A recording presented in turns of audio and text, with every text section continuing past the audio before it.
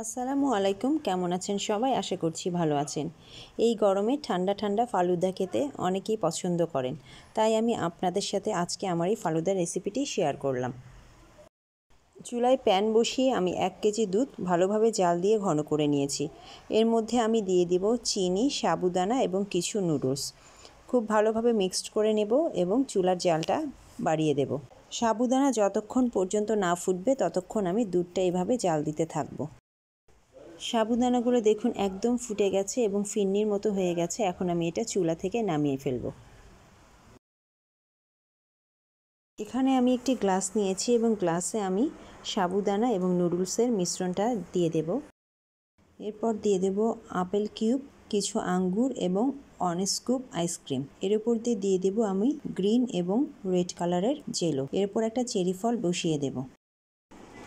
দেখুন খুব সহজে এবং কম সময়ে তৈরি হয়ে গেল এই গরমে খুব ঠান্ডা এবং মজার একটা রেসিপি ফালুদা।